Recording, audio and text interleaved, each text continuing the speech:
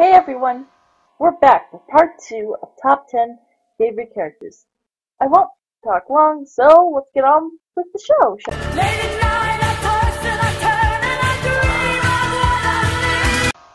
Canada from Italia.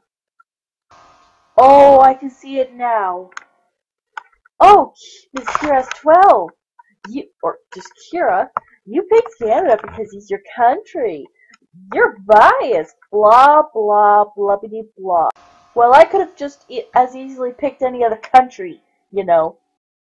Anywho, Matthew Williams is the personification of Canada. Along with him is his pet bear, Kumajiro. Yeah, you see the bear in behind him in the picture? Yeah, that's Kuma. And he is also the much maturer brother of Alfred A. Jones, also known as the personification of America. Oh, by the way, I actually checked the years of when they were not only founded, but also, getting their independence, but also discovered. Turns out, America's the older brother. Canada's the little brother. Wow. Also, another thing to know, like a lot of the characters in Natalia, he exemplifies the stereotypes of Canada. He loves hockey, absolutely loves maple syrup, and he says like about instead of about. And he also sometimes adds eh at the end of the sentence, and he also says I'm sorry a lot, which I don't really mind. But do you want to know something? Something really good? He is by far one of the cutest nations around. I mean, look at this! Total adorableness! Oh, golly! I mean, look at his mochi form! Oh my god, does that not scream cuteness? Oh my god, he is so cute with a little maple syrup and oh. I mean, like seriously, like oh my god, he is so adorable. I mean, I wish I had a plushie of him. Like, oh my god, I just want to squeeze him. I just want to love him so much. Like, oh my god, oh my god, oh my god, oh my god. Georgie, the Georgie. Oh my gosh, I am so sorry, Kira. Did I startle you? I mean, scare you. Oh my gosh, I am so sorry if I did. Oh, no, Canada, that's not it. You just took me off guard. That's all, don't worry. You're not mad about what I said back there, are you? Why would I be? You're talking positively about me, and you're not mistaking me for my brother America. That's so nice. Why would I mistake you for anyone else? I mean, you're my country for gosh darn sake. Aw, that's so sweet. Thanks, Kira. Oh, by the way, is it true? True? What do you mean, Canada? What's true? That I'm cuter than my brother America? Oh yeah, by hell a lot more. Whoa, dude, did I just hear that right? Canada's cuter than me. No fucking way he ain't cuter. I'm the cutest one. After all, I am the hero. Ha ha ha! Oh no, next speaker.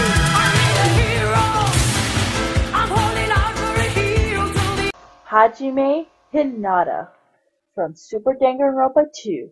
Goodbye Despair. Whew. Glad I got out of that cluster before it got any worse. I hope they're okay. Anyway, on to Hajime. Hajime Hinata is the protagonist of Danganronpa 2. He is very smart, witty, and knows how to use his knowledge quite well. And to be honest, I like him a lot more than Makoto Naegi from the first game. While I do admire him and think his morals are good, I think he's kind of bland and kind of unrealistic. Hajime, though, he does seem like a believable character. He has faults. He has times where he feels down and out. And he's kind of more believable than Makoto. Anyway, at the beginning of Danganronpa 3, we see that Hajime was a reserve corps student, which we already found out in the game in Danganronpa 2. But he didn't really have the most pleasant time. It wasn't pleasant at all, actually. To understand what reserve corps students are, they go to Hope's Peak, but for an exuberant vine. And pretty much, Hope's Peak kind of has this hierarchy. The ultimates are on top, and the reserve corps students are at the bottom. And for Hajime, When his parents weren't able to pay for his fine, the steering committee gave him a choice. They asked him to participate in a project. If not, he was going to leave school. Hajime didn't even know what to do. Should he take on the proposition and continue his time at Hope Peak, or should he just leave? He didn't know. He felt scared. And to be honest, I know that feeling. I know what it's like to not be sure what to do. It's not a pleasant feeling. Trust me. But then something happened. Something that kind of gave him some. He met Chiaki Nanami, and they started a really good friendship. They played games together, and essentially, Hajime got hope from her. He got to feel good about himself, and and if things went well, he would have just simply left, but still stay in contact with Chiaki. But then bad things happened. The Twilight Syndrome murder happened, and which resulted in Natsumi, Ruhiko's sister, and Sato dead. And when Hajime decided to go investigate, he was stopped by Juzo Sakakura, where he was promptly put down, called names and called pathetic, called him crap. Dude, seriously. And so Hajime participated in the project.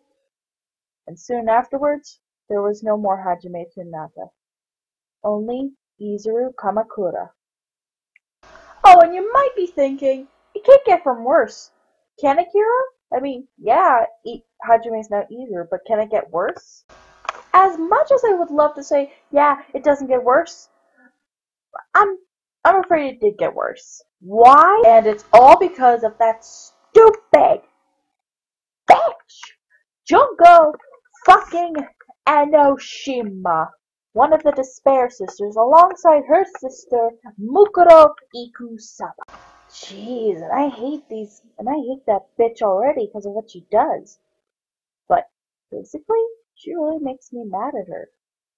So basically, Junko enters the scene and tricks Izuru/Hajime into coming to the bad side because, like, oh, hope is boring, despair is more wild and fun. And the sad part is that Izuru accepts because he's become bored. The Izuru Kamakura project made him like one of the most ultimates the steering committee could make him, and now he's bored, so he takes it. And as a result, Junko causes the tragedy of Hope's Peak and basically plunges into the despair of the world. And the worst thing she does, in my opinion, Chiaki Nanami dies because of Junko. And Hajime/Izuru can't do anything to save her. In fact, by the time Izuru makes his way to her, she's practically on her deathbed and dies soon after talking. But this in turn causes something to snap inside Izuru, like the old Hajime is finally coming out of the shadows. And as a result, he defects from Junko, essentially becoming a neutral party. But still kind of classified as an ultimate despair, unfortunately. Not long afterwards, Hajime and the rest of the Class 77, who are the remnants of despair, are rounded up and put into the Neo World program, and thus the events of Danganronpa 2 begin. By the end of the game, when Junko's AI attempts to turn the 77th class back into the remnants of despair, Hajime is like, hell no, and basically accepts who he is and awakens. He basically becomes a phoenix, essentially. And basically makes sure that Junko's AI never bothers them again. And also manages to wake up the rest of the 77th class and bring them back to the good side. With that, Hajime and the rest of the 77th class come to the Future Foundation's rescue and stop Ryota Mitarai good. And basically welcome back among the group. And even though they're once again classified as the bad guys because they took the blame, I think they're happy. Basically, Hajime accepted both sides of both Hajime and Izuru and merged them together. And, judging by the ending, I think he moved on from Jackie's death. That's really nice.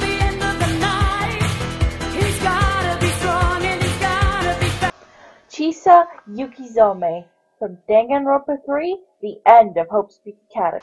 Yeah, I know. It may be convoluted to put two Danganronpa characters next to each other, but if you remember the rules, it said sequels count as two separate entities, so yeah, it counts.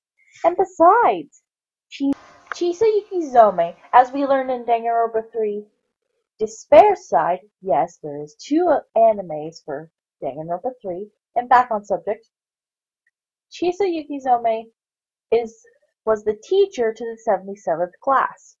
She's smart, pretty, and absolutely one of the most badass teachers around.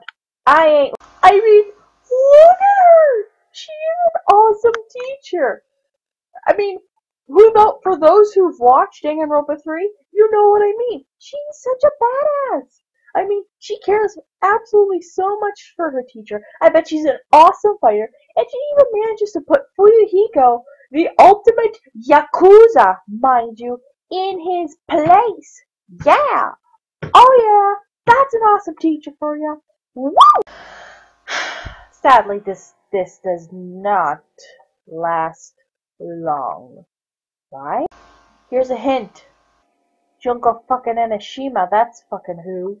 When the reserve course students became riled up and angry because of what Junko did, Chisa attempted to save her class, but when she confronted Junko, she was caught and forced to be brainwashed.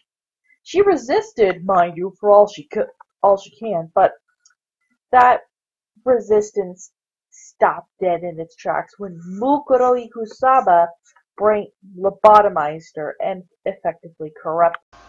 And this caused Chisa's personality to do a 180, from a sweet, caring teacher to a merciless monster. Yeah, you see this face? She may be smiling, but I've seen the anime, and I know that this Chisa here is not the Chisa we grew to love. And this corruption caused Chisa to basically become uncaring. And it basically caused her to basically betray Chiaki and basically send her off to her death. Yes, as much as I hate to admit it, she's the reason Chiaki died. This honestly was the most shocking part of the anime for me. The fact that a once sweet and loving woman is now a complete sadistic monster. And because now she's basically in ultimate despair, hiding in plain sight, she did things like, oh, kill a bunch of kids. Yes, you see this picture Monokata is holding? These kids are dead. And she did it. And then she acted like it wasn't her fault. Oh god, this woman's fucked up. At the beginning of Danganronpa 3, The Future Side, Chisa is the first to die in the final killing game. Basically, how that worked was, there was a brainwash video, but this one drove you to suicide. That's right, Chisa Yukizome committed suicide. And as you probably can guess, yes, this absolutely breaks my heart into smithereens. This woman, she did so much. She brought a class together. She gave them hope. And what was her reward? Brainwash, lobotomization, corruption, betraying others, and then eventually suicide. This woman did not deserve that. This woman did not deserve to die. But she did. The only thing I pray for Chisa now is that she's at peace. Rest in peace, Chisa Yukizome. You had a hard end of your life, but let's hope your afterlife is so much better. Alright, let's end the video here before I get too sad. Join me next time in what I pray to God will be the final video. If not, but now, let's just hope it is.